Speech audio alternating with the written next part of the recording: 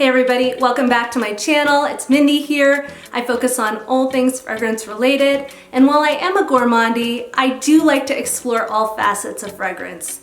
Today I have something really excited and special I want to share with you. I have the new sample of the Dolly Parton fragrance, Scent from Above. She partnered with Edge Beauty and announced this fragrance at the Super Bowl recently. And so I'm really excited to share my thoughts with you on this fragrance. So before I get started, I wanted to share a little bit about Dolly Parton. She is an incredibly talented woman. She has accomplished so much over her lifetime so far, and she continues to accomplish a lot. She is a philanthropist and extraordinarily generous with her money. So let's dive in and talk a little bit about Dolly Parton before we dive into the scent itself. So, Dolly grew up in the Smoky Mountains as the fourth of 12 children and has been married to her husband, Carl Thomas Dean, over 50 years. She has developed Imagination Library, and it's one of her proudest achievements. It was launched in 1995, and she has gifted more than 120 million children free books. She's truly passionate about children and learning to read.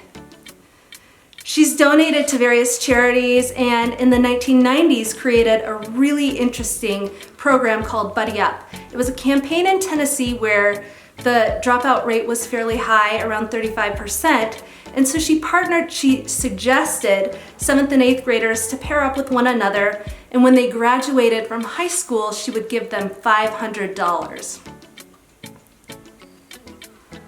She's a philanthropist on many levels and donated $1 million to Vanderbilt to help with the discovery of the Moderna COVID-19 vaccine. Dolly is also Miley Cyrus's godmother and became the first country singer to be on the cover of Playboy in 1978. Her accomplishments are many. She's had 25 #1 hits. She's sold more than 130 million records internationally, and she's the only artist with top 20 hits across 6 consecutive decades. So quite the reputation. And she did write I Will Always Love You, the song sung by Whitney Houston. And one of my favorites that she sung with Kenny Rogers is Islands in the Stream. It is an uplifting, happy, fun to listen to song. So go ahead, do it right now. Check out Islands in the Stream by Dolly Parton and Kenny Rogers. As I mentioned, Dolly took a creative approach to releasing the scent.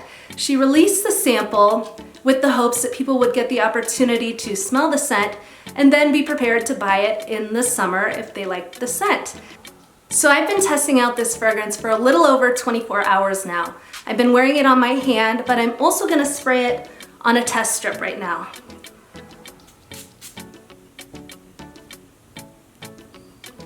When I was first exploring this scent, I was really intrigued by the note profile. So this scent has musk, patchouli, amber. It also has tonka bean, and a lot of my favorite fragrances have the base notes of tonka bean and patchouli. Some of those include Coco Mademoiselle Intense, one of my favorites of all time, La Nuit Trésor à la Folie, and Mon Guerlain Sensual, as well as the original La Vie Belle. One thing that really sparked my interest as well about this fragrance was the added note of fur.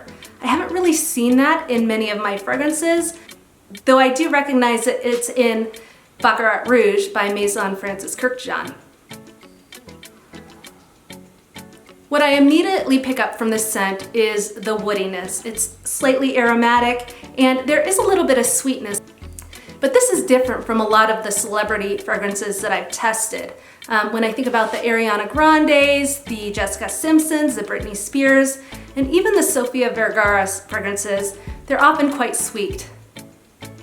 And this one is sweet, but it seems to be a little bit more in the background. I pick up the woodiness, it's slightly aromatic, the sweetness is in the background. I pick up the patchouli and a little bit of earthiness from this fragrance.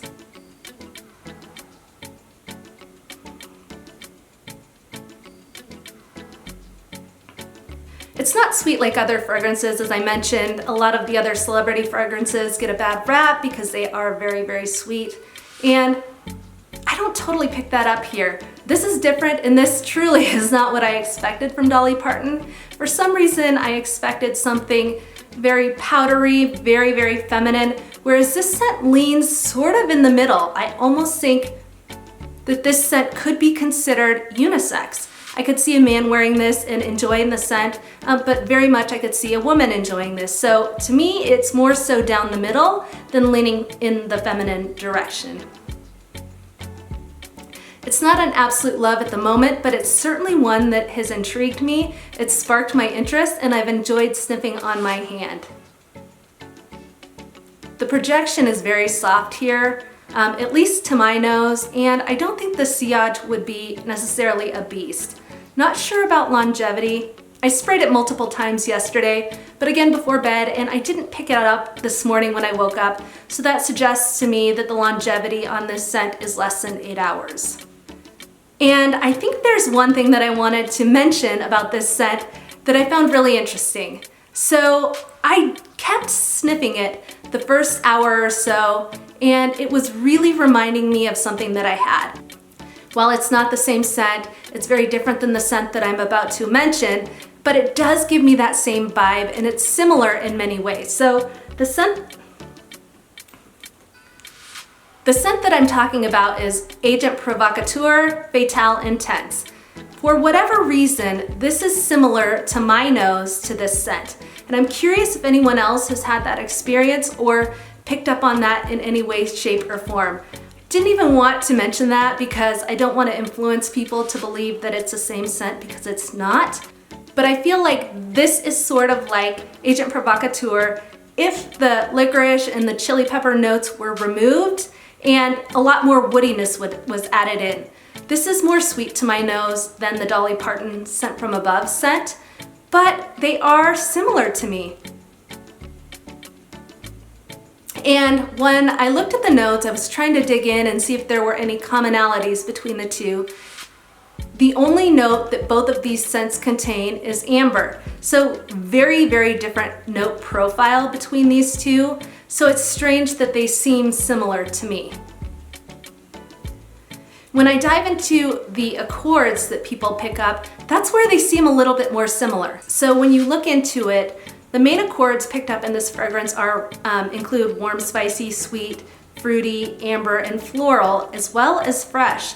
And all of those seem to be picked up on in this scent as well. People do seem to be picking up similar accords between these two scents.